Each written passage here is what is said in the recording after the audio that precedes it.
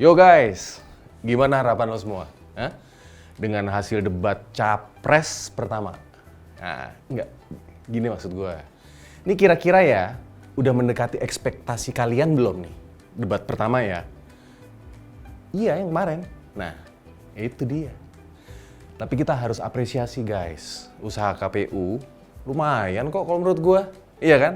Nah, tapi yang menarik nih buat gue adalah Opa kepancing sama pancingan dari Anies guys.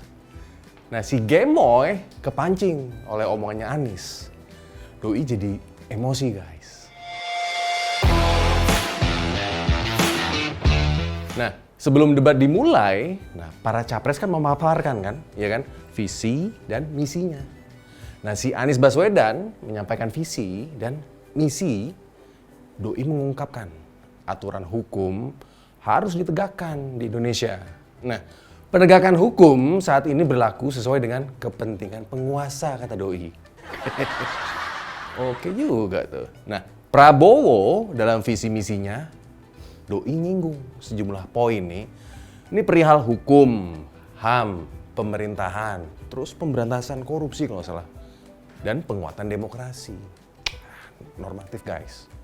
Ini kalau Mas Ganjar menyampaikan visi dan misinya dalam acara debat kemarin tuh berkomitmen Doi untuk memberantas korupsi jika diberi mandat oleh rakyat kebanyakan.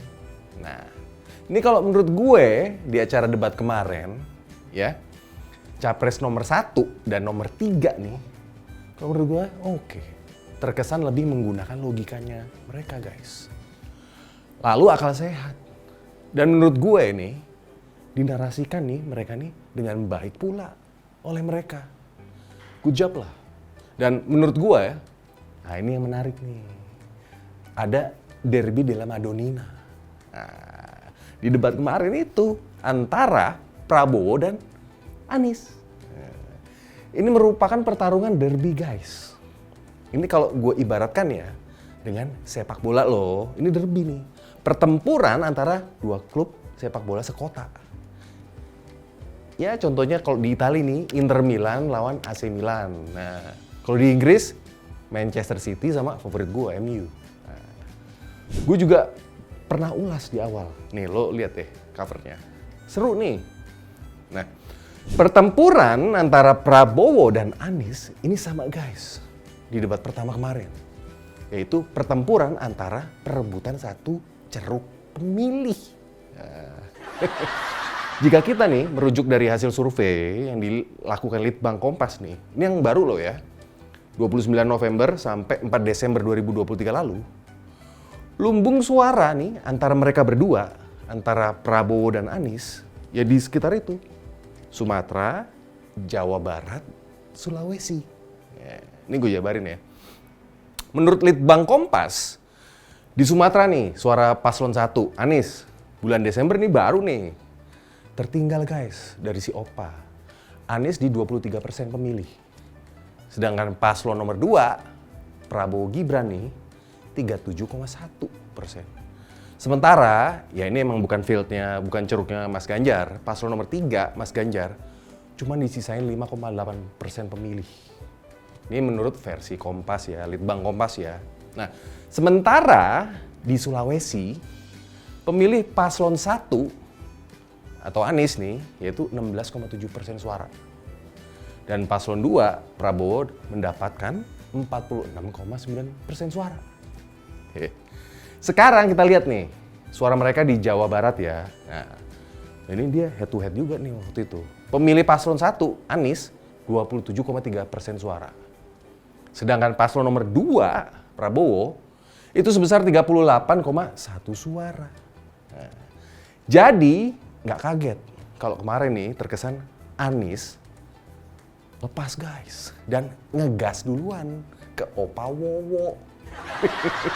Ini baru awal paparan aja nih, Anies udah ngegas guys, nyentil si Opa. Emang kalau gue lihat nih di antara 3 capres kemarin ya, ini strategi Anies nih kalau menurut gue udah lebih ofensif. Nah kalau Opa lebih ya Doi bertahan guys. Sementara Mas Ganjar kadang nyerang kadang enggak, moderat lah kalau menurut gue. Nih, yuk kita simak potongan-potongan derby antara Anies dan Opa, ya. Ke KPU sebagai pasangan calon presiden, calon wakil presiden. Sesudah keputusan MK. Dan kemudian di MK dibentuk MK yang hasilnya mengatakan bahwa terjadi pelanggaran etika berat yang menyebabkan keputusan yang dibuat oleh MK secara etika bermasalah. Kemudian Bapak punya waktu sampai dengan tanggal 13 November. Karena di situ adalah waktu terakhir untuk mengambil keputusan bila ada perubahan. Sesudah Bapak mendengar bahwa ternyata pencalonan persyaratannya bermasalah secara etika, pertanyaan saya, apa perasaan Bapak ketika mendengar bahwa ada pelanggaran etika di situ? Jadi tim saya, para pakar hukum yang mendampingi saya menyampaikan bahwa dari segi hukum tidak ada masalah. Masalah yang dianggap pelanggaran etika sudah diambil tindakan dan keputusan. Ya, waktu itu oleh pihak yang diberi wewenang, kemudian sudah ada tindakan, dan tindakan pun itu masih diperdebatkan karena yang bersangkutan masih memproses. Tetapi intinya adalah bahwa keputusan itu final dan tidak dapat dirubah. Ya, saya laksanakan, ya. Dan kita ini bukan anak kecil, Mas Anies, ya. Anda juga paham, ya. Sudahlah, ya. Sekarang begini, intinya rakyat yang putuskan, rakyat yang menilai. Kalau rakyat tidak suka Prabowo dan Gibran, nggak usah pilih kami, saudara-saudara sekalian. Dan saya tidak takut tidak punya jabatan, Mas Anies. Sorry ya. Sorry ya.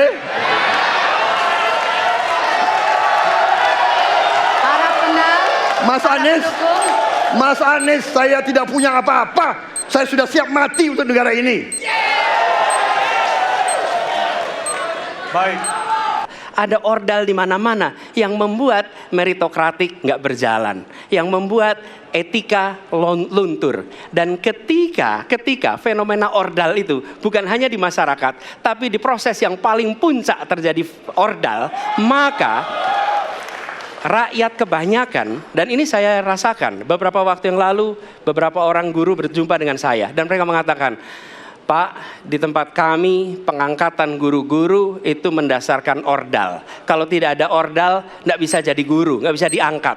Lalu apa jawabannya? Atasan saya bilang, wong yang di Jakarta aja pakai ordal, kenapa kita di bawah tidak boleh pakai ordal?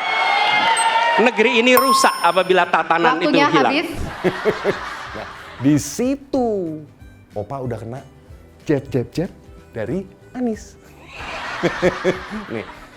Apalagi cawapresnya Opa nih, kelihatan emosi guys, jadi pemandu sorak. Beneran tuh si itu sayur-sayuran.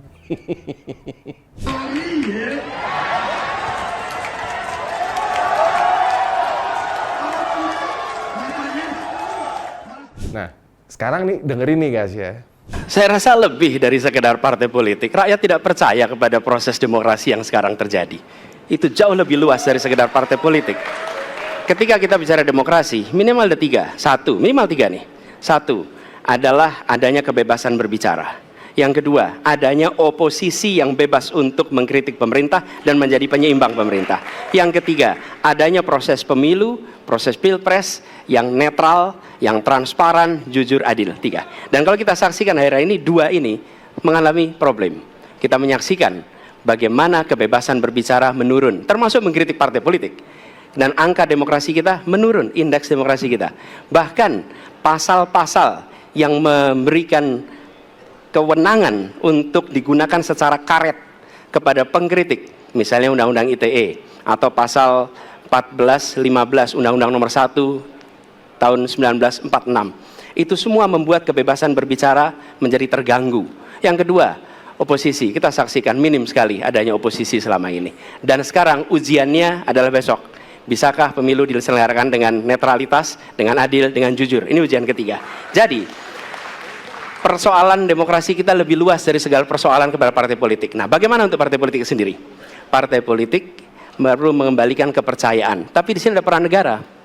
Menurut saya salah satu masalah yang mendasar, partai politik ini memerlukan biaya. Dan biaya politik selama ini tidak pernah diperhatikan di dalam proses politik. Untuk kampanye, untuk operasional partai, semua ada biayanya. Sudah saatnya bisa dipertanggungjawabkan. Jadi salah satu reformnya adalah reform pembiayaan politik oleh partai politik. Terima kasih. Baik. Waktu sudah habis, terima kasih. Kini kami persilakan calon presiden nomor urut 2 untuk menanggapi jawaban calon presiden nomor urut 1. Waktunya 1 menit, dimulai dari sekarang. Mas Anies, Mas Anies. Saya berpendapat Mas Anies ini agak berlebihan. Mas Anies mengeluh tentang demokrasi ini dan itu dan ini. Mas Anies dipilih jadi gubernur DKI menghadapi pemerintah yang berkuasa. Saya yang mengusung Bapak.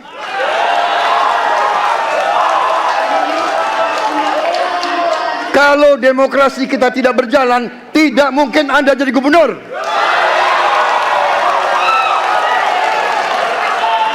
Kalau Jokowi diktator, Anda tidak mungkin jadi gubernur.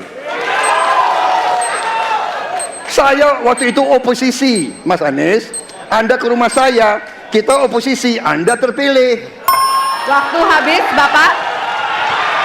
Harap tenang. Bapak Prabowo. Calon presiden nomor 1 nih, Anies Baswedan, membalas guys serangan capres nomor urut 2, Opawowo. Ini soal peran oposisi di debat kemarin. Nih lo lihat deh. Ketika kita menghadapi sebuah proses demokrasi, di situ ada pemerintah dan ada oposisi. Dua-duanya sama terhormat. Sayangnya, tidak semua orang tahan untuk berada menjadi oposisi. Oke? Seperti sampaikan Pak Prabowo tidak tahan untuk menjadi oposisi. Apa yang terjadi? Beliau sendiri menyampaikan bahwa tidak berada dalam kekuasaan membuat tidak bisa berbisnis, tidak bisa berusaha. Karena itu harus berada dalam kekuasaan. Kekuasaan lebih dari soal bisnis, kekuasaan lebih dari soal uang, kekuasaan soal kehormatan untuk menjalankan kedaulatan rakyat. Untuk Anies, ini menurut gua adalah momen di mana seluruh kemampuan beliau nih keluar guys. Ini udah kalau udah kayak striker ya udah all out attack nih guys dalam menanggapi si Opa. Nah, debat Anies dengan Opa seru dan menurut gua panas nih. Ini boleh nih. Ini to be continue nih nanti nih. Mungkin ini bentuk gambaran ya, ini antara visi perubahan versus dengan keberlanjutan. Apalagi di akhir Anies nih sebut guys, di akhir debat kalau nggak salah, Doi bilang, Wakanda no more, Indonesia forever. Itu kritik kalau menurut gua ala Anies ke pemerintah sekarang guys. Beneran. Iya. Itu kalau menurut gua kiasan ya. Untuk menjelaskan bahwa sebagian orang emang merasa insecure kalau menurut gua. Merasa nggak aman jika mereka nih mengekspresikan pendapatnya. Apalagi mengkritik pemerintah. Ya lo udah lihat kan contoh-contohnya kan. Nah, terjadinya derby panas nih antara dua kandidat ini membuat Mas Ganjar jadi nampak kurang bersinar kalau menurut gua. Padahal di debat pertama ini nih Mas Ganjar kalau menurut gua keren, tampil prima dia. Tapi emang dasarnya nih karena ada derby, semua perhatian ada di perdebatan panas antara Anies dan Opawowo. Nah, mungkin ya menarik karena ada pertempuran romantisme. Romantisme lama nih yang mereka belum selesaikan guys antara doi berdua itu. Nah, pertanyaan Mas Ganjar oke juga nih menurut gua, perlu di-highlight mengenai kasus pelanggaran HAM. Pelanggaran HAM berat.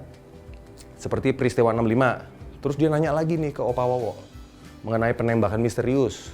peristiwa Talangsari Lampung tahun 89 kalau nggak salah. Itu ditanyain juga penghilangan paksa sampai peristiwa Wamena. Doi tanyain. Nah, itu juga mantep loh. Izinkan saya harus membaca data untuk mengingatkan. Pak Prabowo, karena nomor 2, saya pertanyaannya 2. Ada 12 kasus pelanggaran HAM berat yang sudah dikeluarkan mulai dari peristiwa 65, penembakan misterius, Talangsari, penghilangan paksa sampai Wamena. Dan saya ingatkan tahun 2009, DPR sudah mengeluarkan 4 rekomendasi pada saat itu kepada Presiden.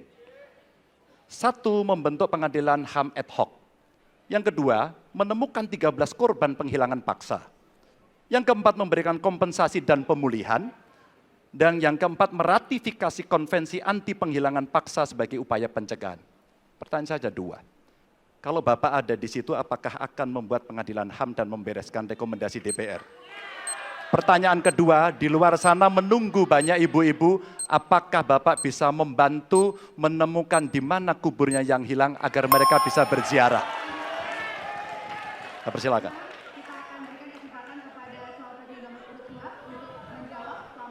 Waktunya dari sekarang. Pak Ganjar tadi justru Anda sebut tahun 2009 kan? Ya.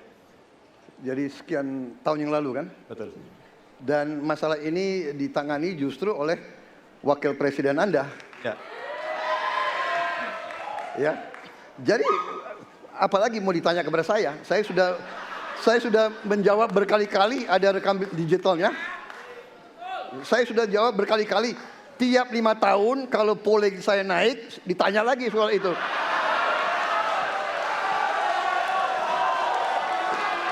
Bapak tahu data nggak? Bapak tanya ke Kapolda, tahun ini berapa orang hilang di DKI? Tahun ini, ya, ada mayat yang diketemukan baru beberapa hari yang lalu dan sebagainya. Come on, Mas Ganjar.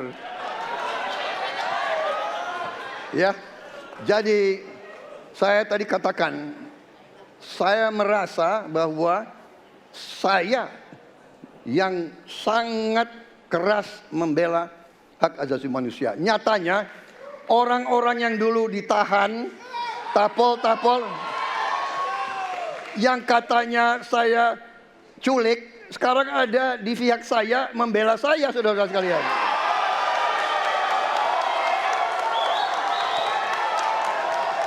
Jadi masalah HAM jangan dipolitisasi, Mas Ganjar, ya.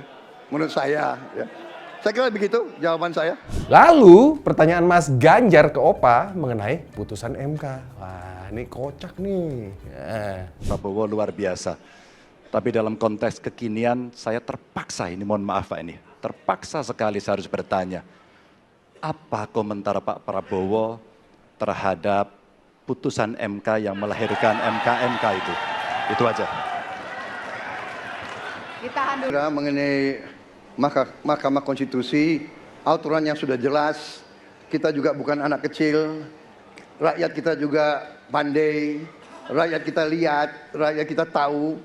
Mas Ganjar, kita tahulah ya bagaimana prosesnya, ya. Yang intervensi siapa? Ya kan? Yang intervensi siapa? Tapi intinya adalah kita tegakkan konstitusi, kita tegakkan undang-undang, kita perbaiki yang kurang sempurna, dan kita patuh kepada komitmen undang-undang itu sendiri. Asik ya? Ya. Nah, semoga di penampilan debat berikutnya nih, Mas Ganjar bisa lepas lagi, bisa lebih all out kalau menurut gua. Dari penampilan kerennya kemarin nih di debat pertama, ya. Dari debat semalam nih, nampak kok kalau paslon 1 dan paslon 2 saling adu gas-gasan. Kalau paslon nomor 3 menawarkan gagasan. Oke. Salam hormat buat Mas Ganjar dan Anies. Dari gua, Singgi. Ciao.